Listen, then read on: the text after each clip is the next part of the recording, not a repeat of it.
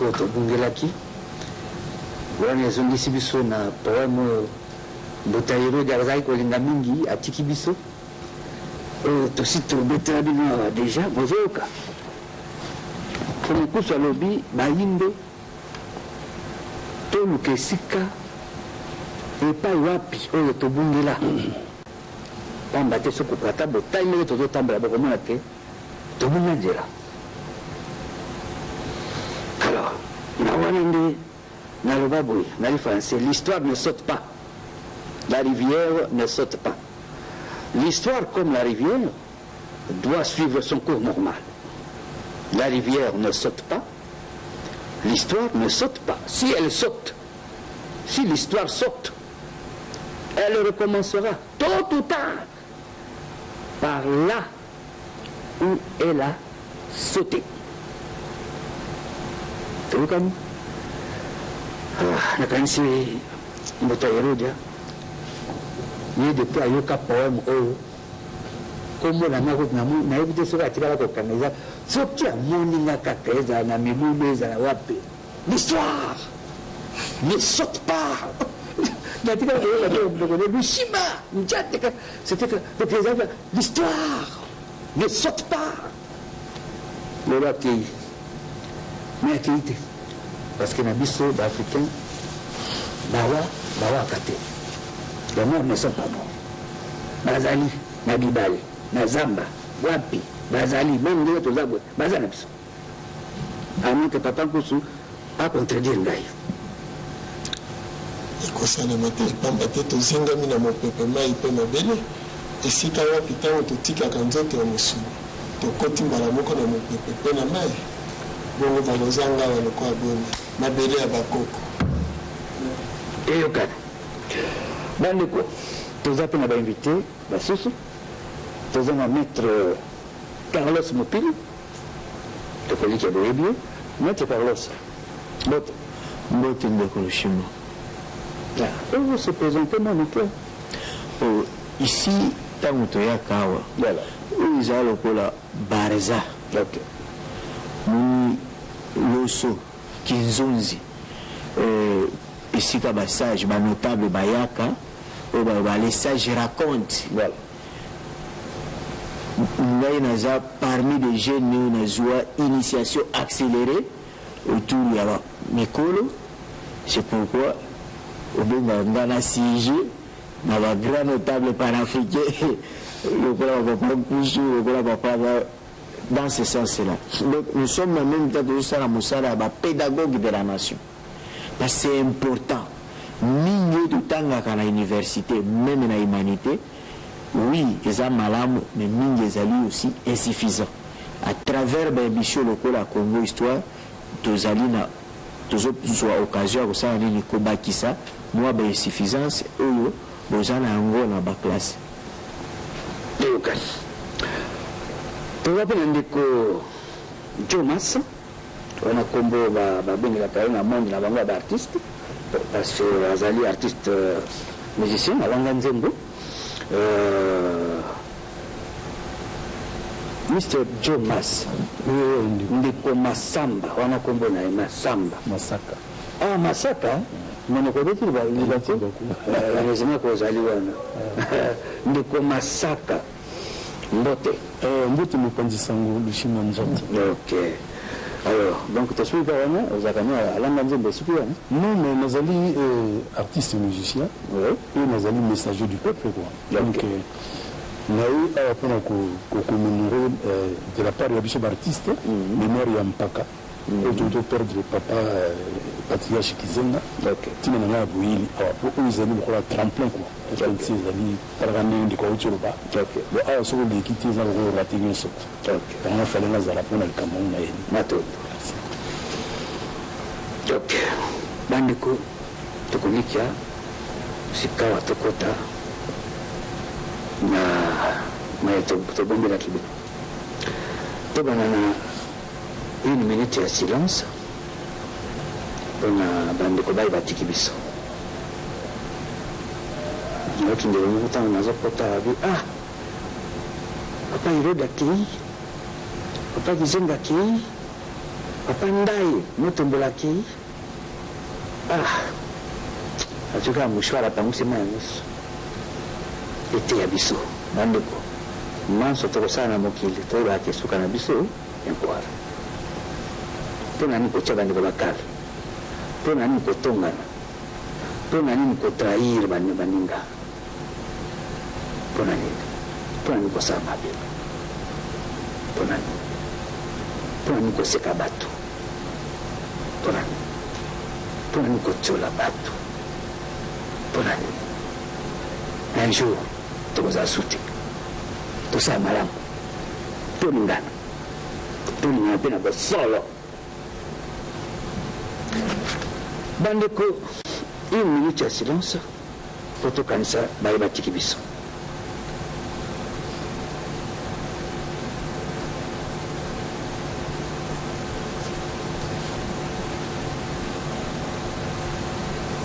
ingita lipopo likanisi na biso ya lelo bino moko bopona tokopesa makanisi mabale bandeko balandi bino nde bopona ya liboso ndeko Noël Kilomba maître Noël Kilomba aloba boye ntango atamboli aye kozwa likanisi liye mondele alingaka Afrika kasi mozalani na Afrika te mondele alingaka Afrika kasi alingaka africain te mondele alingaka Congo kasi congolais te mondele alingaka Congo kasi congolais te wana likanisi ya ndeko Kilomba maître Kilomba Noël likanisi ya mibale balandi bino moko bopona likanisi liye ya ndeko Martin Luther King bokobenge pasteur Martin Luther King Martin Luther King azali moko ya bana ya baesclave c'est-à-dire baindo bayaka kozwa bango na makasi awa boye bachaine na kingo lokwa bantaba oyo bakende na bango n'est-ce pas na bamboka kuna Amerika tout ça pour bakende sa babilanga badini tout ça ndeko Martin Luther King kuna wana obenge pasteur Martin Luther King yazali koteya bandeko baye parce que ezalaki bazolakisaka bango kena bino tout ça banoir baindo et tout ça bato pamba et tout ça mais azali toujours koteya bango ke tozala bomoko et tout parce que mais baindo biso bazali kobona peut-être bazomona bamosusu baolo baona yo mpe ozolakisa nini vandaka kida et tout ça mais azali koyesa bango boye bandeko bangai soki tosangani te lokwa bandeko tokowa banso lokwa bazoba soki tosangani te lokola bandeko tokowa banso lokola bazoba alors otona moto mpona ete ya biso bandeko moto ayerodi ake atiki biso moto akizongaki atiki biso ezali pasi mingi tobosani te ndai lelo bolandi bino moko matanga na ye ndenge esalami tomoni ndenge ezaki mpe télévisé tout ça na rendre honneur oyo esengeli me ndenge elobamaka ntango nyonso tozelaka kaka te moto soki awei mpo toreconnaître mérite na ye papa kusa azotambolaka tout ça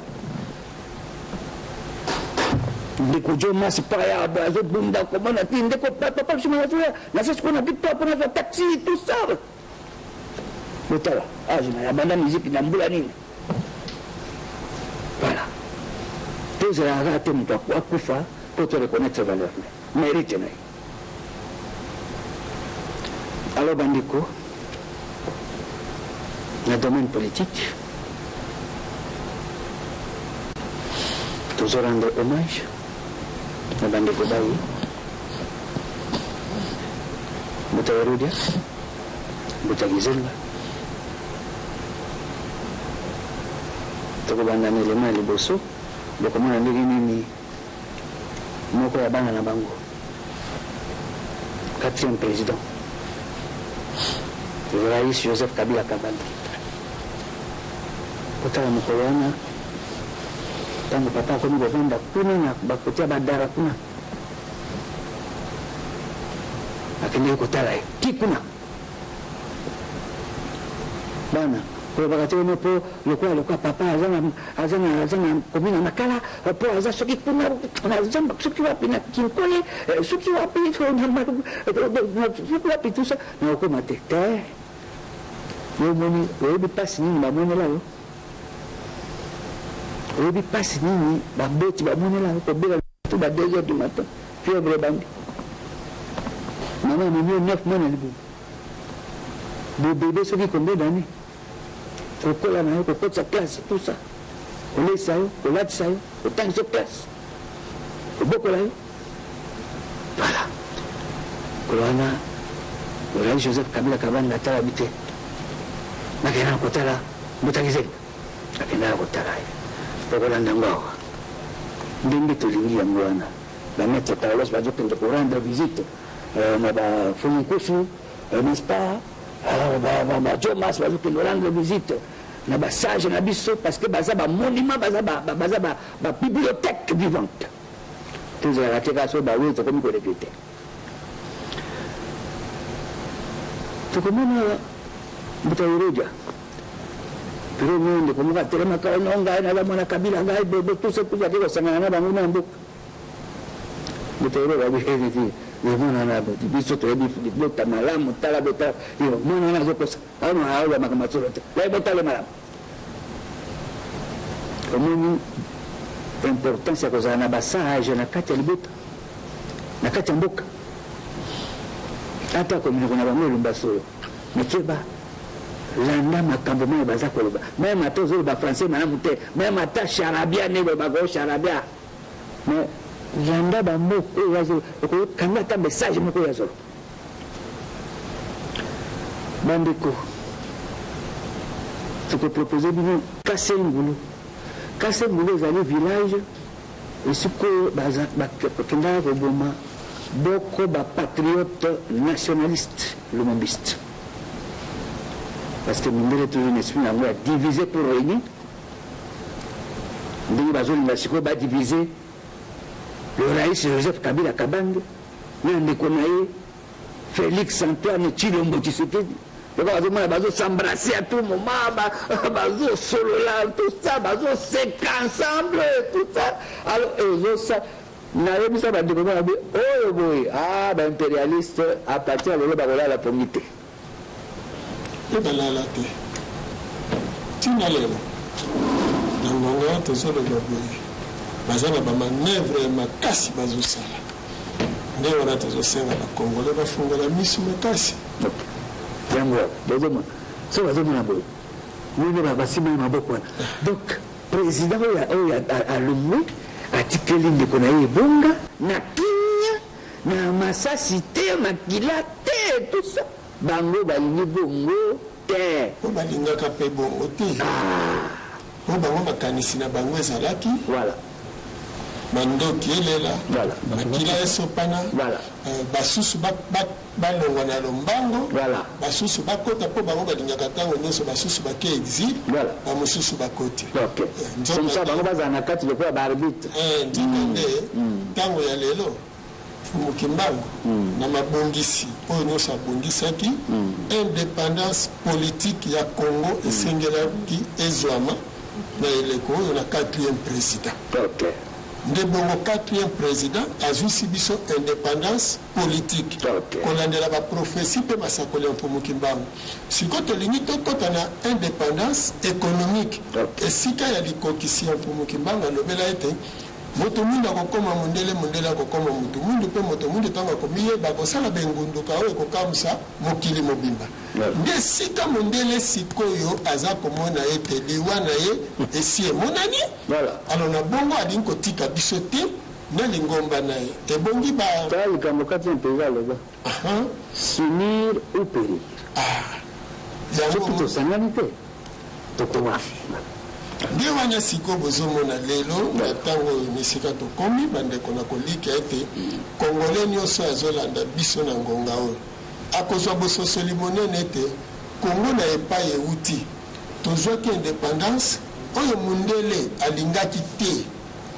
indépendance wana ekokisama nini asalaki asali sécession katangaise na Moïse Tshombe sécession kasayene na Kalonji Ditunda esima nango asalaki nyonso mpona kokabola président Kasavubu na premier ministre nani Mbuta Lumumba akaboli lisusu Mbuta Lumumba na Mobutu donc ntango asali biloko nyonso wana alongoli sikoyo gouvernement oyo ezalaki na makanisi na posa ya indépendance nde sikoyo ekosala nini atie bacommissaire généraux po sikoyo bazongisela ye mabele na ye na maboko na ye parce que susi na ye ezalaki ya mabele nzoka na lelo toza kosolola boye peuple congolais ayeba ete wuta mokolo ya prestation ya serment ya président oyo auti kokota sikoyo excellence Tshilombo Tshisekedi bayeba malamu te Congo esi ekomi pays souverain donc souveraineté oyo tobundelaki tozwaki le 30 et 60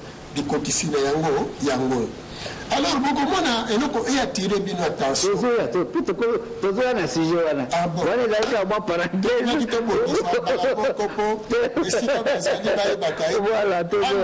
tozoya papa koso télévision ngonga alors nyonso ezoteyama bandeko ezalaka tozolanda boye tokangaka mpe c'est très important peuple congolais tozosepela mpo toza kongo eza na mobimba tolobaka boye omoso bofandi na ndako na butu soki mwese ezali lumière mwese donc tozwi mwese longengo tozwi mwinde ezongenga tout ça tozwi lumière ya tout ça ya électricité tout ntango mwinde ezopela nani akipa mwinda nani akokanisela mwinda mais soki mwinde kei vraiment epasse tala kongo ntango eza na mobimba boye tozomona ngo pamba mais bozela te botuna basudane makambo nini bazomona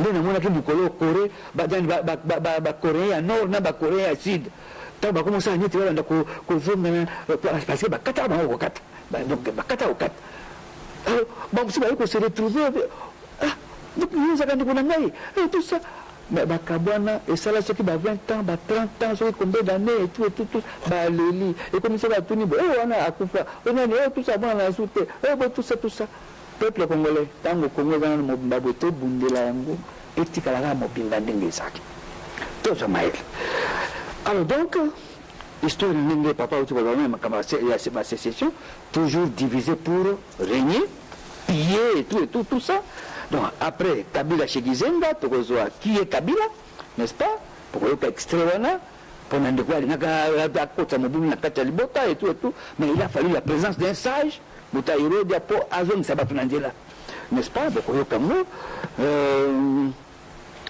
tokozwa Kasengulu eza village moko à 14 km de Bakwanga lelo Mujimai na période wana ndenge ya histoire na papa uti kobeta mwa extrait awa boye tout ça parce que ekomaki ntango babomi Lumumba n'est-ce pas ekomi chasse à l'homme balumbisa bazapi okuna azaka lumumbisa tout ça omoni awa tango Laurent Désiré Kabila ekoya mose Laurent Désiré Kabila ekoya ala responsabilisaka Mutayirodia abi papa mema bana wana sala nyonso bana wana bakende komona esika bakunda bapapa na bango esika baboma bango na esika babwaka banzoto na bango na force commune oyo bozomona bana ya banationaliste lumiste oyo bazalaki koenleve bazokende koboma bango bozomona na piso mozongo azali wana lelo ambassadeur na biso na nini na Congo Brazzaville, n'est-ce pas, bayaka wana bango nyonso bayangala banani tout ça oyo mama oyo apesi biso mo Congo oyo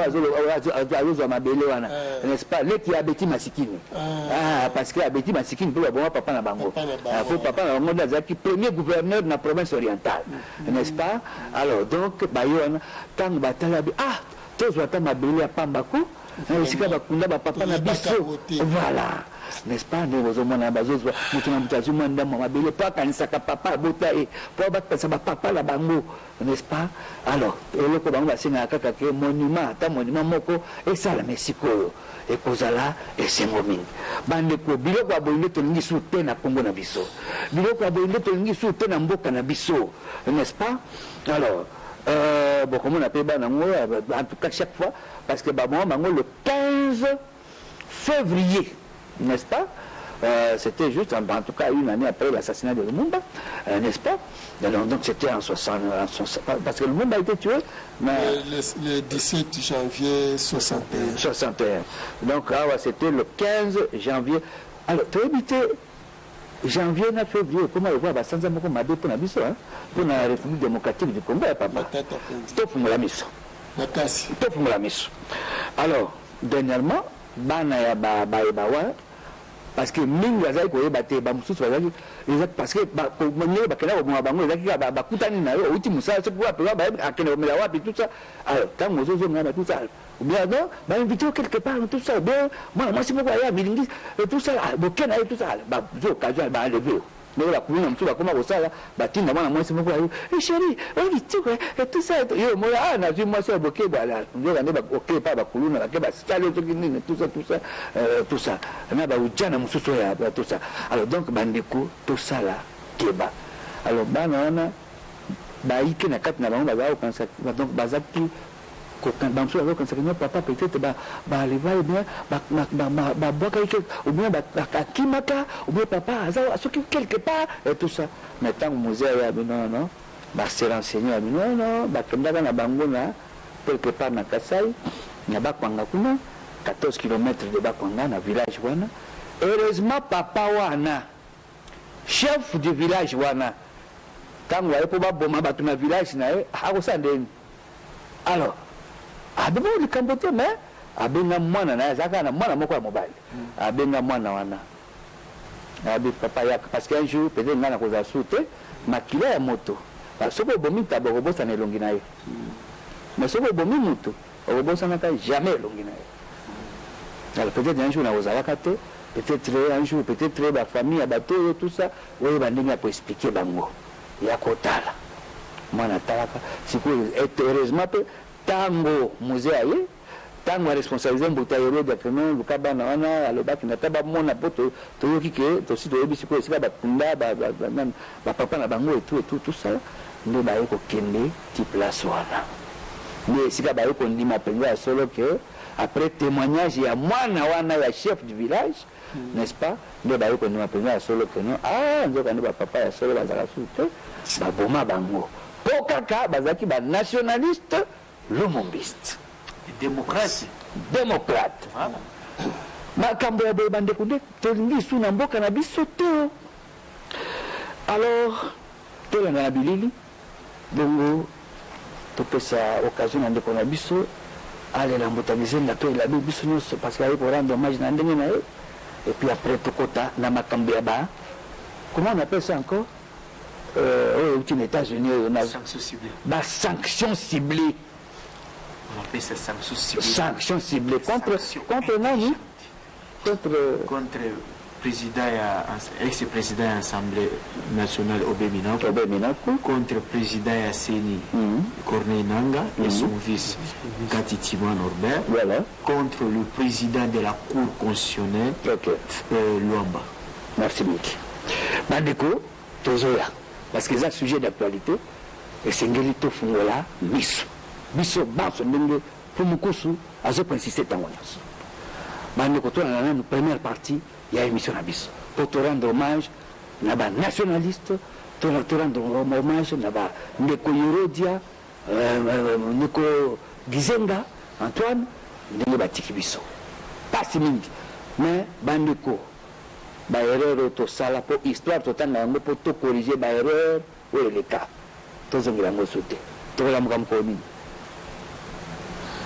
tolanda. Une visite du président de la République Joseph Kabila Kabange à Antoine Gizenga, secrétaire général du PALU et chef du parti. Elle a eu lieu le mardi 16 octobre 2012 en la résidence privée du patriarche à 45 km du centre-ville de Kinshasa, dans la commune de Sélé, sur les hauteurs du village Machita à Gizungu. Cette visite du chef de l'État, pleine de chaleur humaine, a été marquée d'un échange fraternel en présence du président de l'Assemblée nationale, Oben Minakou, de maman Anne Gizenga, l'épouse du patriarche, et de la secrétaire permanente du PALU, Laure Marie Kawanda, représentante du chef du parti. Il est venu me rendre visite tout à fait normal.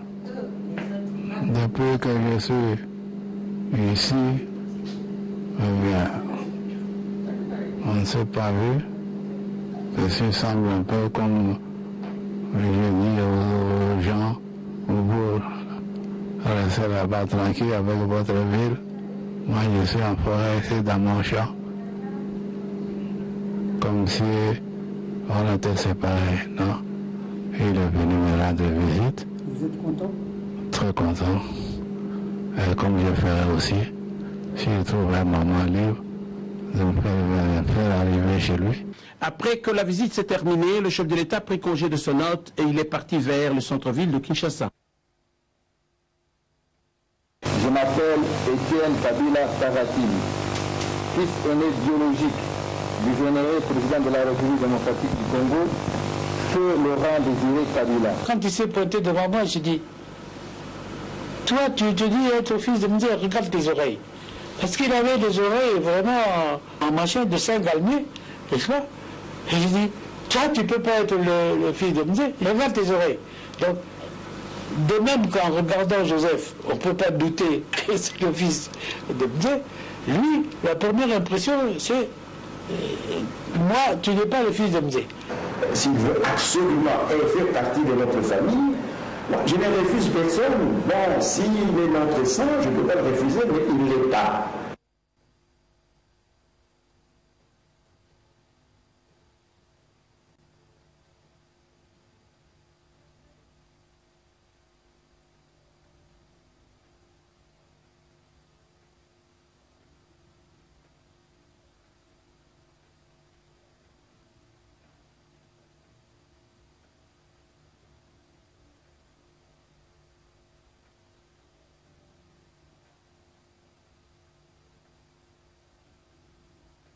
Kombo na ngai Médard Kalonji tata makanda mama mwanaki nabotama na 1944 le 25 décembre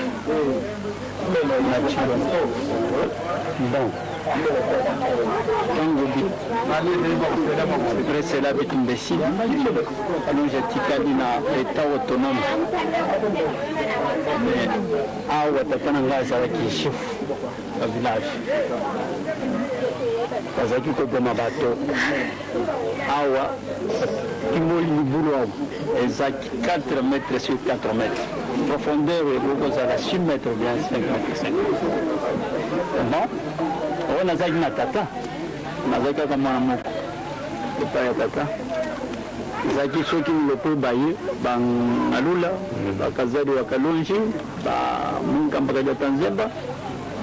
Masai koya bazo yana bato muto ya liboso ngana monaki azaki moko na biso azangi tetel komona ye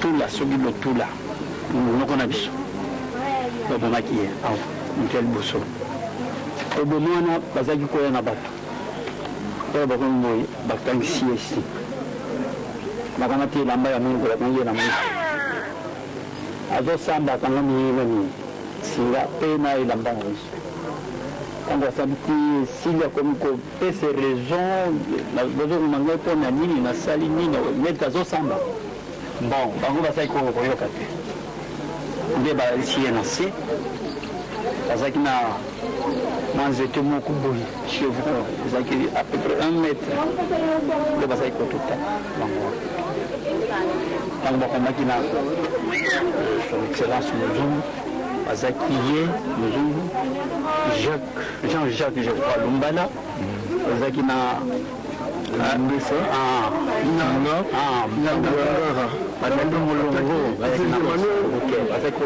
français français belé quand il s'agit d'un de cette économique bon on y a du bousson on vient à son coup pour faire prendre boy Alex Kazadi wa Kalonja loki yebisa Kalonja atika azu mena bango eloko nini basalini o bazaba pia penepe bato Lumumba MNC voilà babomi baleli kolera babomi alibosu ya mibale ya misatu je crois Muzungu ayo kansie bilamba babomi banamo ba tie libayawa asalaki soki 30 minutes akufa te akepa boyi azongi lisusu na telemaki esika bazana ozongela bango na nzela akufi akati pe baye komibali ekotie na likolo babwaki après cela tokamati ka mwa soso nasengi na tata lokola azalaki kolo mabele basengaki ye soso yaka na soso nokinoki batininganaki kozwa soso baye na moko bakati nete bato bazosala cérémonie nde nga namonaki na vivaki nga namonaki nga moko na tata na ngai bango nyonso bakufaki bakundaki bango kakobela oyo moto akundaki bango azali tata na ngai baboyi boye balobi ke tikala kokunda batikali kokunda jusqu'ici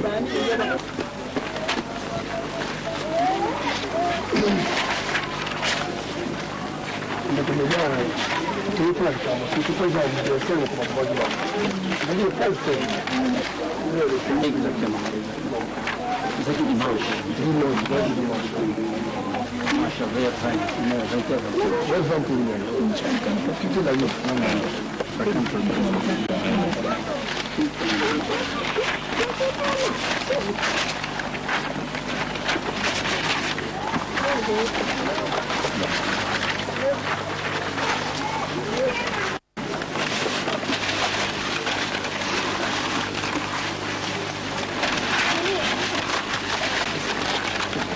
Le 15 février de chaque année, les familles des martyrs de l'indépendance de Bakwanga commémorent l'anniversaire de l'assassinat des martyrs nationalistes et lumumbistes de l'indépendance à Bakwanga dans la province du Kasaï oriental. C'était en la paroisse Saint-Paul de la commune de Barumbu devant l'ambassadeur de la République démocratique du Congo à République du Congo, maître Christophe Muzungu, l'un des fils de ces martyrs. Occasion pour l'officiant du jour, l'abbé Cyprien Niawawana d'exhorter les familles de Jean-Pierre Fina, Christophe Muzungu, Joseph Mbouyi, Pierre Elengesa, Camille Yangara, Jacques Lumbala, Emmanuel Nzouzi et Jacques Fataki à l'amour du prochain et de la patrie ainsi que du pardon.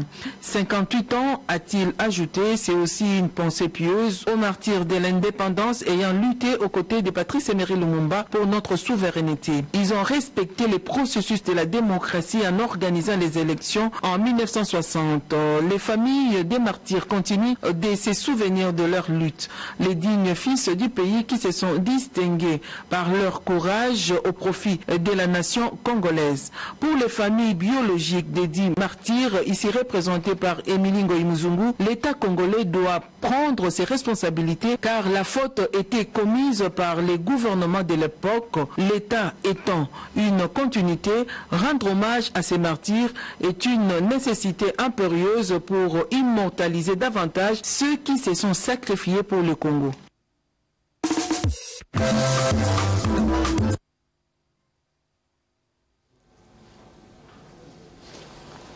Ok. Bandeko. Ça va du loco nyonso. Est-ce que tu es bien, non? Ma parent, papa, maman, est-ce que tu es bien dans l'histoire? Un professeur d'histoire. Un professeur d'histoire, tout ça.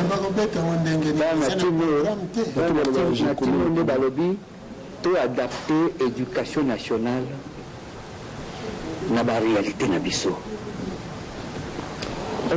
Ndeko maître Carlos comme Rolandi Belebeleni, est-ce que bateau maître va faire makambo ya boye basi bazwa ba sanction aucune sanction, au contraire bazwa ba récompense. Vous savez ce qui est la biloko ba sanction ciblée, sanction intelligente. Normalement on appelle sanction ciblée ou même sanction intelligente. Oui, c'est comme ça. Donc, il y a un correctif et embargo. Auparavant, donc l'intelligence, il y en a deux. Non, intelligence, c'est-à-dire cibler. On cible les individus. Parce qu'auparavant, non pas auparavant, selon la Charte des Nations Unies, on pouvait sanctionner le dirigeant à travers l'embargo. Par exemple, l'embargo économique. Plus question d'importation. Ma privé RDC importé sous son pied, dit Biloba Kolia, c'est comme on va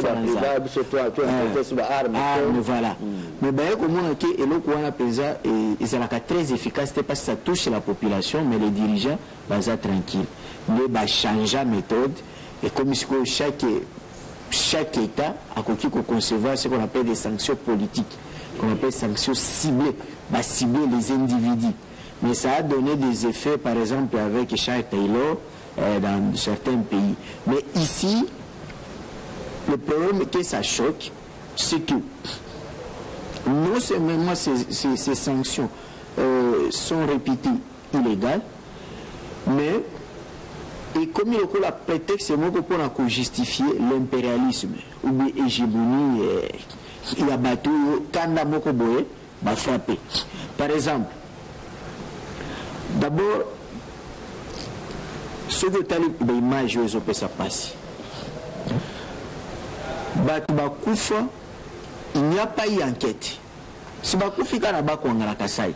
Mais tout le monde a 2000 Bakoufa. Enquête. Name ba ONG. Monde entier Ningani. Parce que deux. C'est comme si Bango Bazaba des super-hommes. Mais Bao Bakoufa. Parce qu'ils ont été envoyés par. Et on connaît les vrais metteurs en scène. C'est toujours impérialistes occidentaux. Pas question, il n'y a pas de problème. C'est la même chose, il y a eu plus de 7 millions de morts dans la guerre et l'agression. Mais comme les États...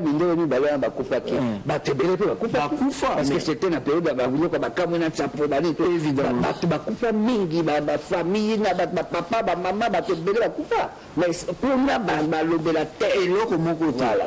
Alors, donc j'ai été à Bissau.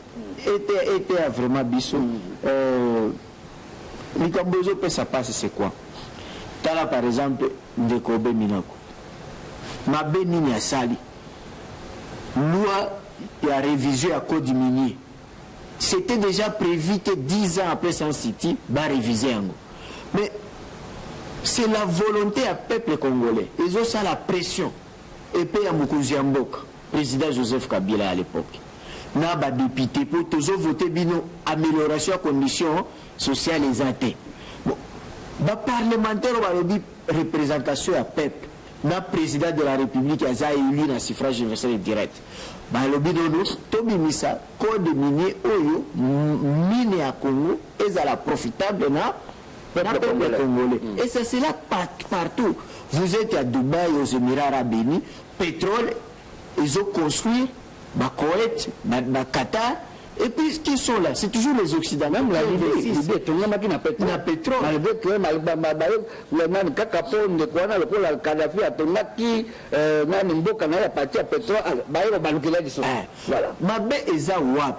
Alors, Barabino, code minier tout révisé.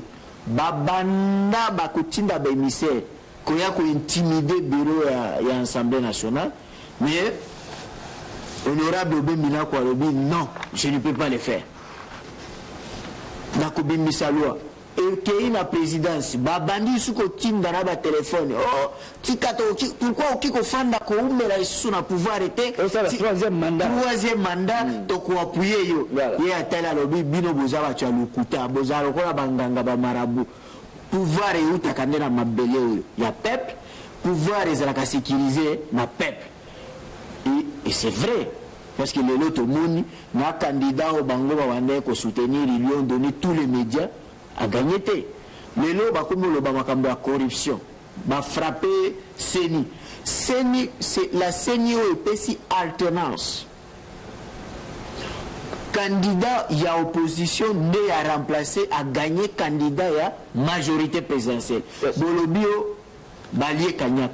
Kanyaka nini biso nyoso to moni élection ngai nazaraki manager à clinique électorale Nekolushima yoza journaliste ya munene oyebi ndengeleki papa kuso azana ba représentation partout Nekorangawa aza musicien ba artiste baza partout to yebi ke cash azalaki d'ailleurs à Teibunya azangi même ba billet s'il y a des candidats à battre campagne Azalaki na mbongo mingi te parmi les 3 grands candidats. C'était Antoine Chilombo Tshisekedi. Mais nous tous zanga mbongo ya kupesa batu. Ya ko jasko mbongo ko corrompre président nanga nengini. À l'époque Fachi toyebi azalaki na salaire nini par rapport ya président nanga. Oyo akuti ko corrompre président nanga. Oyo akuti ko corrompre ba congolais. Que le bureau de vote besoin Kanyaka pour que le. Et regardez même cette contradiction. Vous sanctionnez des institutions, le président des institutions, mais vous dites que tu peux travailler dans actuel gouvernement. C'est pour dire que bon me dire ça foutier mais bolingi saf. Bon me dire manger mais bolingi mang. C'est non-sens, c'est absurde. Donc tout ça c'est quoi? Ça les gêne.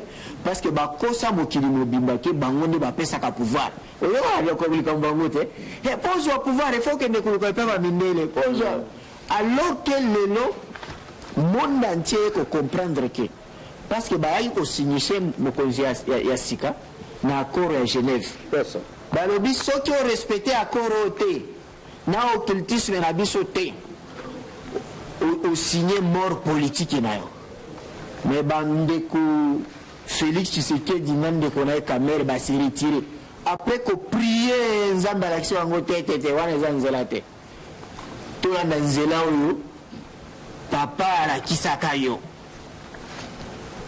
nde ba se retirer ba sala accord na bango ya cash na Nairobi ba battre campagne les nzamba salisi a gagné élection et loko liboso sala nini afukami mabongo babolongo na se alobi Yesu la commission pour Nzambe. La commission pour Nzambe. Parce que kaka batuana bakosa ka bakonzi ya Afrique ke ceux qui au côté occultisme était pouvoir na oyo kozala mais azu pouvoir. Tango azu pouvoir au moni ndenge azala ki yena ndeko na président Rais Kabangi. Et loko wane pesi bango passe les lo bazako sala ba ba psychologue ba sociologue comment ko kabola bango ndenge ba kabola ndeko Lumumba na Kasavubu diviser pour mieux régner et piller et après tango ba piller peuple a uni mokonzi ya sika Félix Tshisekedi après ba ko sala nini dictateur. Tout ça. Mais non, son chien l'accuse de rage. Vous pouvez accepter que Bokonzi Sika na discours nae à lobby il va faire de la lutte contre la corruption et le détournement des deniers publics son cheval de bataille. Au nom et à principe et à coopération des États. Qu'est-ce qu'on pouvait faire? Parce que Bango en Amérique, après l'élection à Bango, si le banquet est Zaraka. Oh, ingérence et c'est tout ceci. Il pouvait dire que nous, le Kola où a lobby lutte contre la corruption.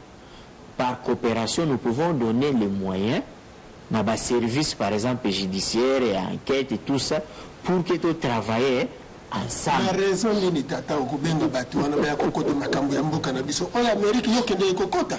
Non. En tout cas attention. Biloko wana nyoso kana malamu tata. Olinga te okotsa biloko ya bongo na mutu. Lisusu ya peuple congolais. Les autres jouent indépendance. Oyebi ke mundela bundisi yango na lolenge nyoso aboyaki indépendance ezala boyaki ba élection. Il faut ba kamalamu ke avant le 20 décembre. Ah on a Kinshasa.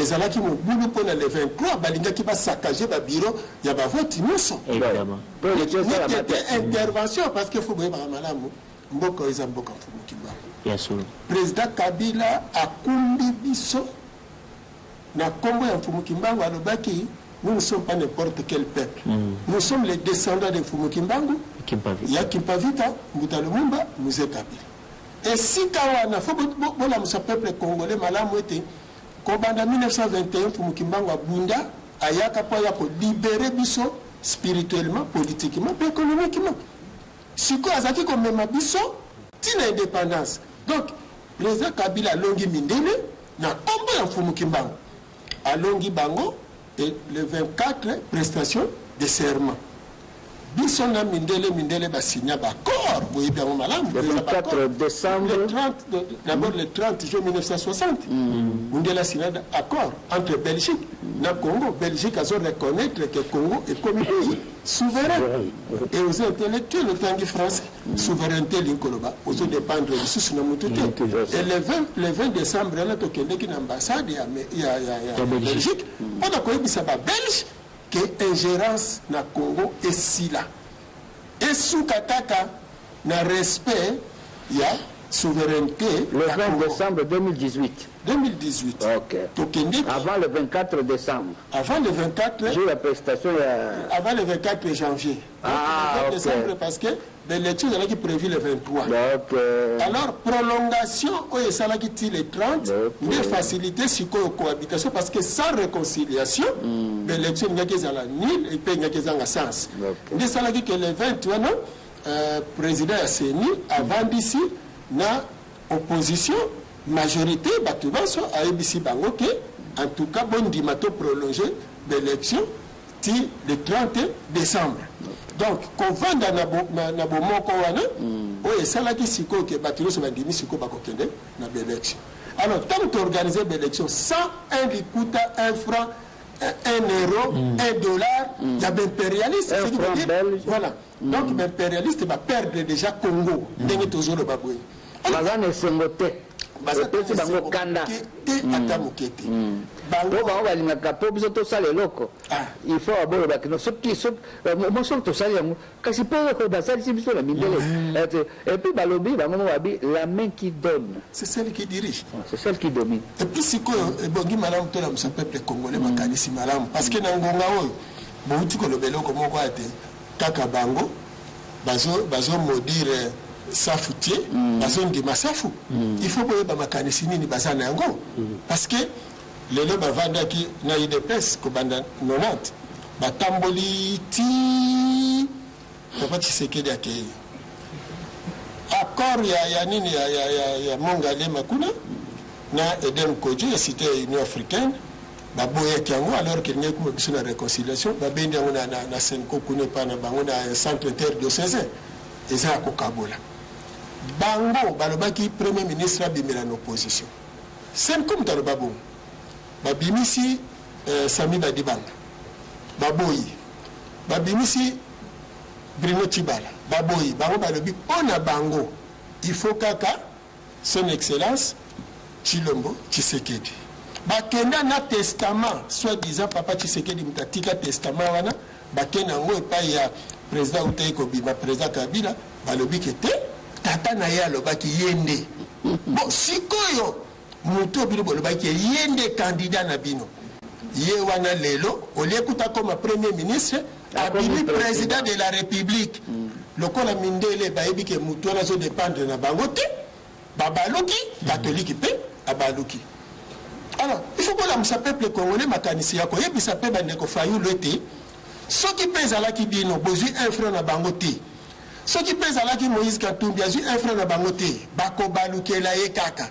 Alors soki ezala lolenge oyo wana peuple congolais fongola miso makasi parce que comment l'élection parce que soki lelo tolandi déclaration ya Mutamutu Mosengo abandi kolobela lisusu te nani fayulu aganyaki élection soki abandi kolobelelo kwana elingi koloba te baza na makanisi mabe na CCC ti tozoyoka te gouvernement américain alobi il y a un demi-gouvernement na biso mais pour la nini ba déclaration ya bongo et continuer comme ça parenthèse à pamba ozokoba na période dango ndeko Fayulu après l'élection c'est l'équipe ce que tout ça na président c'est tout ça installé et tout ça va nous musala et tout alors mais ndeko Fayulu là ça va tourner et tout ça bah nous sommes dans notre campagne mais c'est alors donc juste papa bah voyage wana ya ndeko Fayulu n'est-ce pas alors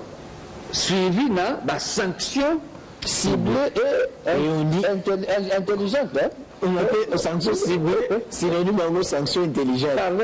Pour quelles raisons? Corruption, atteinte à la démocratie. Alors qu'on a assassiné le premier ministre élu démocratiquement, mais on n'a jamais sanctionné.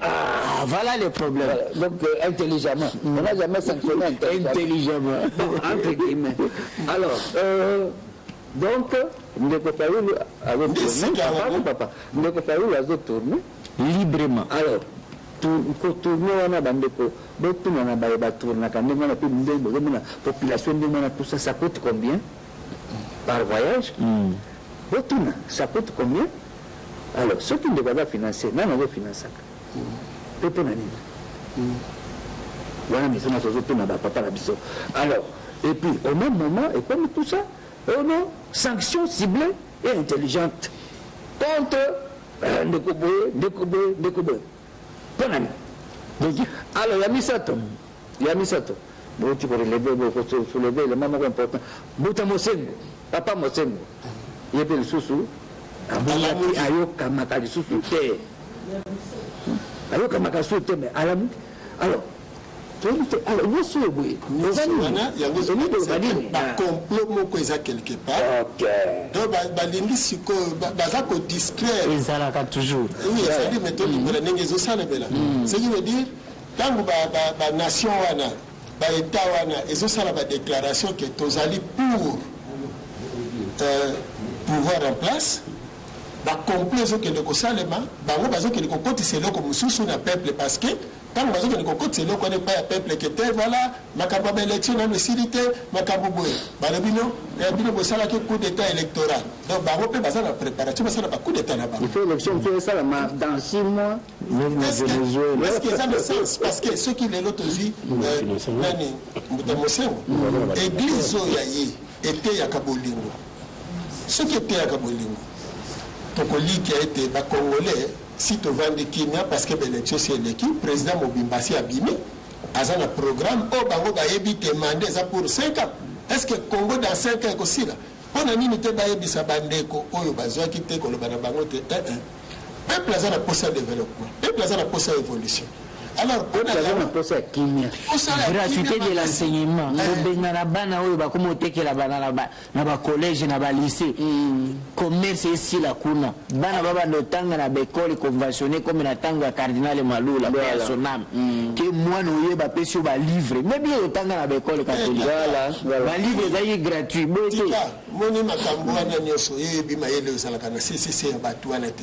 Parce que preuve yango ezali ke na lelo oyo mboka ezokende na kimia mutu azokende kopelisa moto mutu ya église catholique lelo église catholique bazali siko kodistraire peuple po peuple siko na ngonga oyo to baza na bokonzi bakanisa ete gouvernement européen bandimi bango nzoka na CCC babandi kosala makambo mosusu oyo bango babongisi yango toza kosenga na peuple congolais na miso babongisi mayele mabe parce que lelo Mosengo a salé des déclarations Mosengo a salé à Bruxelles alors ce qu'a salé à Bruxelles na Belgique donc et puis mbala moko et bandi kosala na ba média na bango ba kotisi yango na Twitter partout parce que les réseaux sociaux parce que balingi ba amplifier likanisi wana yango tokola ba peuple congolais afungola nde miso et si kanyo soyo ki bazolo ba mabe pona mboka na yo dénoncer yango parce que yeba bien ce qu'on a comme milliardaire olinga comme millionnaire sans indépendance et vous allez na biso pasi poto za ba millionnaire kozanga kozala mokonzi ya mabele na yo et kozangisa yo bomengo nyonso parce que na ngonga aussi ozwi déjà libaku ya kozonga mabele na yo siko tozokota na ngambo ya économie Yambonano bo battre l'indépendance do to battre la président wuti ko bima to battre la président pe o wuti ko asala musala na kimia et si kanyo so boyoki déclaration ya mboka moko ya impérialiste surtout au sein du peuple congolais faut que tout le monde impérialiste na balolenge nyoso ce qui to baniko kende ko lobela bango boye to pesi siko to pesi bokasi na ba gouvernement na biso de bongo alors bisika on peut bandeko bazoki ndeko tambola ba deko fayulu surtout au sein du peuple congolais ayebisa ndeko 5 ans ezebeleti c'est là 5 ans bongo au postuler ce que vous avez baku ya kokota okokota ce qui libaku wana pesate ezate parce que mutapesa ka bokonzi ezana nzambe akeli kona si bakoko bandimayo ce qui n'a peuple à travers parce que balibika si mongongo ya peuple mongongo ya nzambe ce qui nzambe ndimiyote kotate donc botika peuple kimi mais peuple ezala ya kolamuka po etumba ezana nu kokoba eyokani bandeko tokolikia bolandi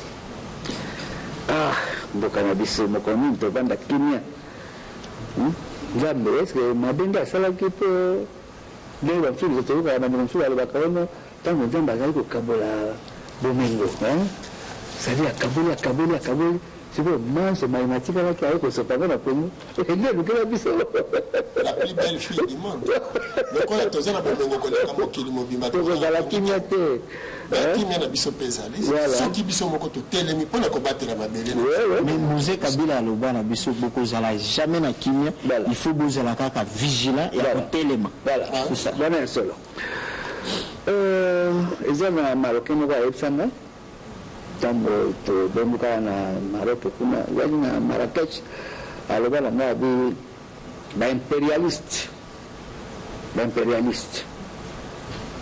soki bakutani na peuple oyo alenda na bomoko ya solo comme Nord Corée n'est-ce pas bazongaka nsima comme na Corée du Nord alors donc peuple congolais totelema mais l'ordre de l'impérialisme esama na 1888 bandeko ese bozoyoka bato ya boye bokolanda bango bato azoba proclamant notre adhésion à la charte de l'impérialisme et à la déclaration universelle des droits de l'impérialisme oyo tokoma kobenga le droit de l'homme balatisa yango masque n'est-ce pas droit de l'impérialisme nde ezalaka na 1888 yokani balobi soucieux de maintenir les pays du tiers monde bapays lokolo ya biso dans la misère biso toni tobimisa butu tokata bidogo totikalaka na pasi et puis bayaka soki kosekaka biso n'est-ce pas soucieux de maintenir les pays du tiers monde dans la misère la division badivisaka biso ndeko fayulo vraiment ndeko fayulo tamende nazaka so momoni ndenge ndeko fati na ndeko rais Joseph Kabila nde bazosola bazosekanga bima ndeko fayulo ayape wana te vraiment likambo bango bakoki kolinga yango te soucieux de maintenir les pays du tiers monde dans la misère la division kodivisaka bato ntango nyonso les guerres, pas la guerre, hein? Les guerres bitumba tango nyonso, n'est-ce pas les guerres, la confusion et l'anarchie, affirmant notre détermination politique, sociale et culturelle de nos pays en vue de mieux les exploiter et les piller. Nous, impérialistes du monde entier, inconscients de nos responsabilités devant Dieu, Madame Nzambe, Talibangote, même sur Bibilia, Madame Nzambe et Talibangote. Déclarons solennellement adopté par la présente charte, titre 1er, section 1, disposition générale. Article 1er. Aucun pays du tiers monde ne constitue un État souverain. Souveraineté, tout ça. Article 2. Tous les pays du tiers monde sont divisibles et leurs frontières déplaçables selon volonté. Alors, article 3. Notre devise. Diviser pour régner. Et ce qui est noté. Diviser pour régner, conquérir, exploiter, piller, pour remplir nos banques, pour remplir Kakababak Nabango et faire d'elle le plus puissante du monde. Donc, article 4. tout pouvoir dans les pays du tiers-monde émane ou vient de nous, qu'ils l'exerçons par pression. Oui, vous avez comme ma pression, on sanction, tout ça, ma pression. Voilà. Tout le monde va dire, bon, ce bon, tu as mis qui mien. Bon, nouveau code minier, on a dit, bon, et puis, l'élection, bon, ça va se bien mon côté. C'est l'élection, donc, finance, tout type de c'est les cas qui. Bon, bande catholique ya. Nous sommes papa que ça zolo ba, bande ko zolo ba été abisso. Tout le monde so moqué. Peut-être on pour la bande ko ba tiki biso la bundi. Ba bundi na ndenge na bango. Mais na ko papa mo ba non de ko de qui de dire que la mission est accomplie. Mission est accomplie. Tant que tout ça, voilà. Donc vraiment, comme si nous des Sikango, alors Bango Siko, tout ça. Il faut expliquer Bala Bango, comme signalé, mon analyse, c'est comme une souka, bande Konandai. Bon, Ndeko, tout respirateur moqué. Ndeko, Pascal, tout respirateur moqué, dans le Mboloé. Il y a Ndeko Jomas. Massaka, n'est-ce pas? Voilà, Ndenge à rendre hommage, dernier hommage na patriarche Antoine Gizenga.